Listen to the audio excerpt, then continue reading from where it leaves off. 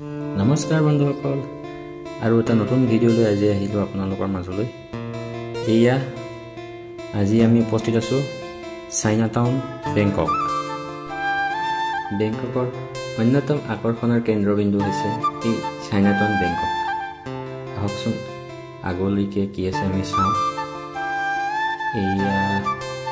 এয়া মোৰ সন্মুখত বহুত ভিৰ দেখা পোৱা গৈছে। এয়া হয়, বহুত বিদেশী পৰ্যটকে ভৰি আছে ঠাইখিনি। হয়, এয়া সন্ধিয়া সময়ত খোজকাঢ়িবৰ কাৰণে বহুতেই সুন্দৰ ঠাই। সন্ধিয়া ৰাস্তাৰ দুয়োপাৰে এয়া দেখা পোৱা গৈছে বিভিন্ন ধৰণৰ ষ্ট্ৰীট ফুড কৰ্ণাৰবিলাক আছে। এয়া দেখা গৈছে ৰাস্তাৰ ওপৰতে বহি খোৱাৰ কি সুন্দৰ ব্যৱস্থা আছে। বিভিন্ন ধৰণৰ চি ফুডবিলাক মেইনলি এভেইলেবল হয় ইয়াতে। যদি আপুনি চি ফুড খাব বিচাৰে চাইনাটাউন আহিলেই হ'ল। চাইনাটাউনত আহি দেখা পাব বিভিন্ন ধৰণৰ চি ফুড, আপোনাক যি লাগে। এয়া দুইফালে কেৱল চি ফুড ৰেষ্টুৰেণ্টছবিলাক আছে। ষ্ট্ৰীট ফুড হয়। ষ্ট্ৰীট ফুডৰ আপোনালোকে মই এখন দোকান দেখুৱাব চেষ্টা কৰিম। এয়া চাওক কি ধুনীয়া ডাঙৰ ডাঙৰ লবষ্টাৰ্ছ, প্ৰাউন্স, ক্ৰেবছ আছে।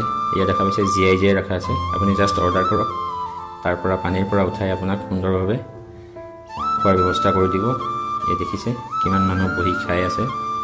লগত আপোনাৰ চফ্ট ড্ৰিংকছ এভেইলেবল আছে।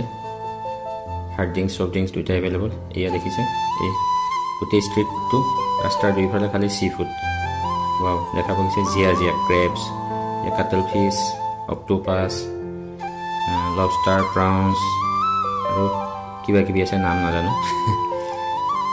আমিও ডেফিনেটলি কিবা এটা চি ফুড ট্ৰাই কৰিম। চাওঁ আৰু আগত কি আছে।